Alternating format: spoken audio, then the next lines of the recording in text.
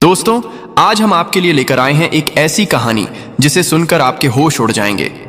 ये कहानी है गाजियाबाद के हिंडन चौक की, जहां एक निडर एसडीएम और एक अहंकारी नेता के बीच हुई भिड़ंत ने पूरे देश को चौंका दिया था।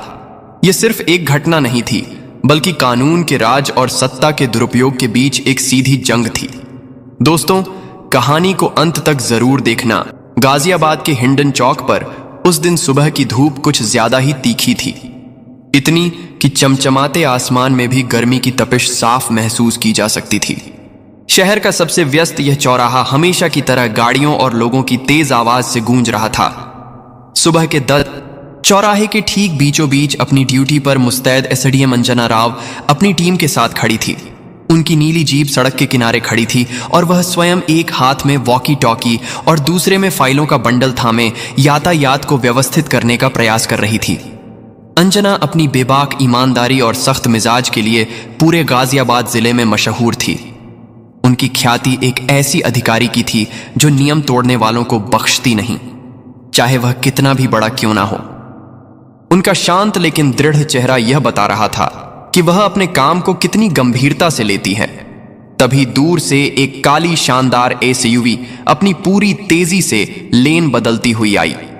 उस पर बड़े बड़े अक्षरों में मंत्री जी लिखा था, जो उसकी हैसियत का ऐलान कर रहा था। एसयूवी ने सिग्नल पर खड़ी गाड़ियों की परवाह किए बिना जोरदार हॉर्न बजाते हुए सीधे लाल बत्ती पार कर दी, जैसे कि नियम उसके लिए थे ही नहीं।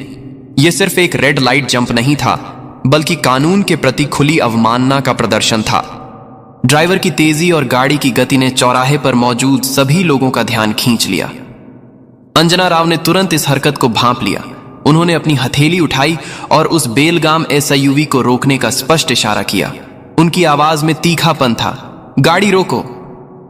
यह सिर्फ एक आदेश नहीं था, बल्कि कानून के दायरे में रहकर अपनी ड्यूटी निभाने का एक अटल संकल्प था। एसयूवी ड्राइवर ने झिझकते हुए गाड़ी तो रोक दी, लेकिन पिछली सीट का शीशा नीचे हुआ और एक रौबदार व्यक्ति बाहर निकला। यह थे कैबिनेट मंत्री श्री राजेंद्र प्रताप, जिनका पूरे गाजियाबाद में रुतबा बोलता था। उनके चेहरे पर सत्ता का अहंकार साफ छलक रहा था, एक ऐसी अकड़ जो उन्हें शायद कभी किसी के सामने झुकने नहीं देती थी। उन्होंने अपनी महंगी घड़ी पर नजर डाली और फिर अंजना की ओर देखा, जैसे कि उन्हें कोई मामूली बाधा दिखाई दी हो। उनकी आंखों में गुस्सा और हैरानी थी कि कोई उनकी गाड़ी रोकने की हिम्मत भी कैसे कर सकता है।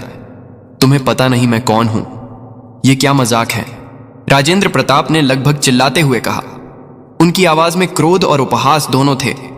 तुम्हें पता नहीं मैं कौन हूं? मेरी गाड़ी रोकने की तुम्हारी हिम्मत कैसे हुई? मुझे एक जरूरी मीटिंग में पहुंचना है। उनके बोलने का तरीका ऐसा था मानो अंजना ने कोई अक्षम्य अपराध कर दिया हो।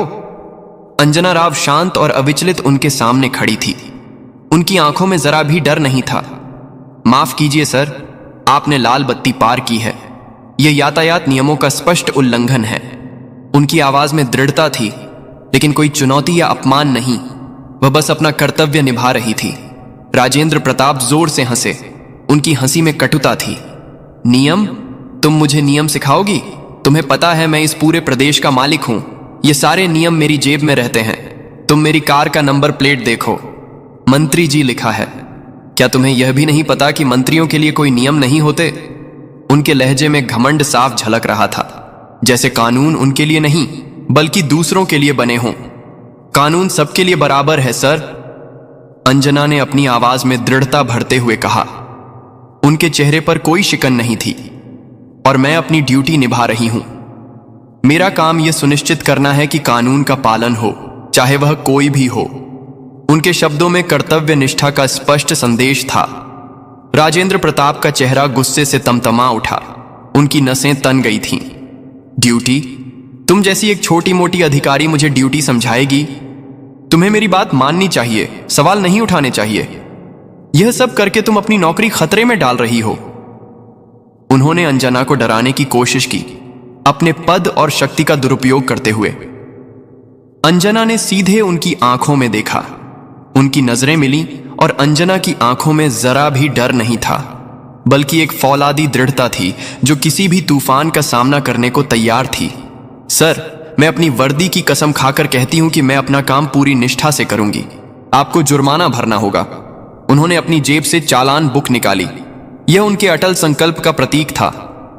राजेंद्र प्रताप ने एक पल के लिए अंजना को घूरा, मानो उन्हें विश्वास ही ना हो रहा हो कि कोई उन्हें चुनौती देने की हिम्मत भी कर सकता है। फिर उनके चेहरे पर एक घिनौनी मुस्कान उभरी, जिसमें तिरस्कार और क्रोध का मिश्रण था। तुम्हारा घमंड तोड़ना होगा, उन्होंने फुसफुसाया। उन्होंने अपना हाथ उठाया और अंजना के गाल पर एक जोरदार अपमानजनक थप्पड़ जड़ दिया। थप्पड़ की आवाज इतनी तेज थी कि आसपास के कुछ लोग सिहर उठे। पूरे चौराहे पर सन्नाटा छा गया। वाहनों का शोर थम गया। ड्राइवर ने भी भयभीत होकर अपनी गर्दन अंदर खींच ली। आसपास खड़े लोगों की भीड़ अवाक होकर इस दृश्य को देख रही थी। कुछ लोगों ने अपने मुंह पर हाथ रख लिए। अंजना का गाल लाल हो गया था, लेकिन उनकी आंखों में एक बूंद भी आंसू नहीं था। उनकी जगह एक ठंडी फौलादी दृढ़ता थी। यह अपमान उन्हें तोड़ने वाला नहीं, बल्कि और मजबूत बनाने वाला था। राजेंद्र प्रताप, अंजना ने अपनी आवाज को नियंत्रित करते हुए बेहद शांत लेकिन स्पष्ट शब्दों में कहा। उनकी आवाज ऐसी थी जैसे हर शब्द में लोहा भरा हो। तुमने सिर्फ एक अधिकारी पर हाथ नहीं उठाया है, तुमने इस वर्दी पर, इस देश के कानून पर और हर उस नागरिक के विश्वास पर हाथ उठाया है जो इस पर भरोसा करता है। तुमने इस लोकतंत्र की नींव पर हमला किया है।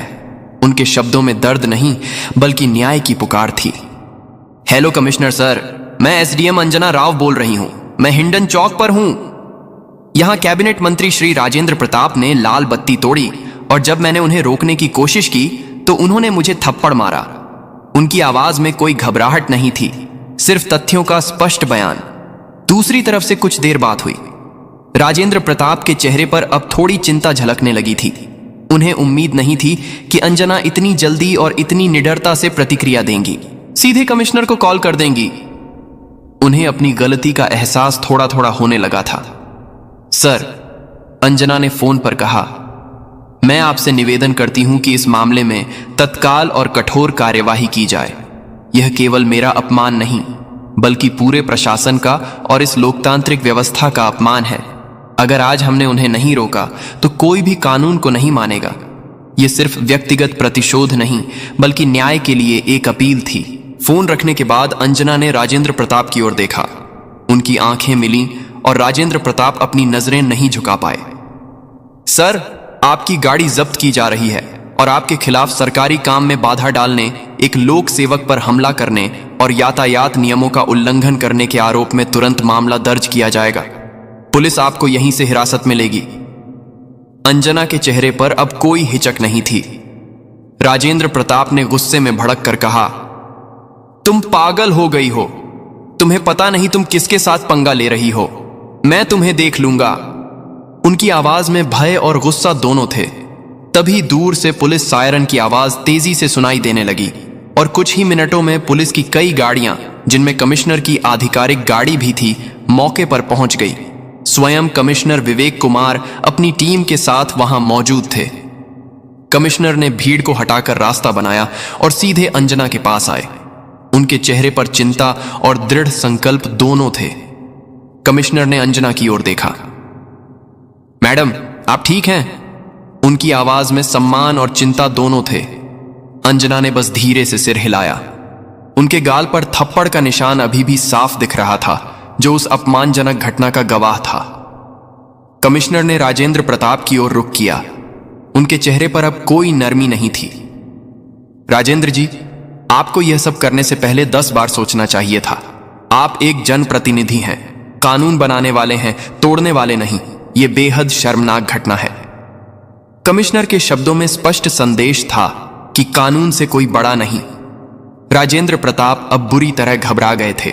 उन्होंने कमिश्नर को मनाने की हर मुमकिन कोशिश की, अपने रसूख और पद का हवाला दिया, लेकिन कमिश्नर का चेहरा सख्त था। राजेंद्र प्रताप, आपको कानून के उल्लंघन और एक सरकारी अधिकारी पर हमले के आरोप में गिरफ्तार किया जाता है। यह एक गंभीर अपराध है। पुलिस ने बिना किसी देर के राजेंद्र प्रताप को हिरासत में ले लिया। उनके समर्थक और एसयूवी ड्राइवर सन्न रह गए। हिंडन चौक पर मौजूद भीड़ ने जोरदार तालियां बजाना शुरू कर दिया। कुछ लोगों ने जय हिंद के नारे भी लगाए। अंजना राव अभी भी अपने स्थान पर अडिग खड़ी थी। उनके चेहरे पर एक अजीब सी शांति और दृढ़ता थी। उन्होंने दिखा दिया था कि सत्ता के अहंकार में चूर लोगों को एक ईमानदार और निडर अधिकारी कभी नहीं झुका सकती। एक मिसाल, एक सबक। उस दिन के बाद अंजना राव का सम्मान और भी बढ़ गया। उनकी बहादुरी की खबर पूरे देश में फैल गई। उन्होंने यह साबित कर दिया था कि वर्दी सिर्फ एक पोशाक नहीं है, बल्कि न्याय, कानून और नैतिकता का प्रतीक है और कोई भी इसे रौंदने की हिम्मत नहीं कर सकता। राजेंद्र प्रताप के लिए यह एक कड़वा और सार्वजनिक सबक था कि अहंकार और शक्ति का दुरुपयोग हमेशा भारी पड़ता है और कानून से ऊपर कोई नहीं होता। यह घटना एक मिसाल बन गई कि लोकतंत्र में कोई भी व्यक्ति कितना भी प्रभावशाली क्यों ना हो, कानून से बड़ा नहीं हो सकता। तो दोस्तों, आपको यह कहानी कैसी लगी? अगर अच्छी लगी हो तो प्लीज हमारे चैनल को सब्सक्राइब और वीडियो को एक लाइक जरूर कर देना, जिससे हमारा हौसला और भी बढ़ता रहे। धन्यवाद।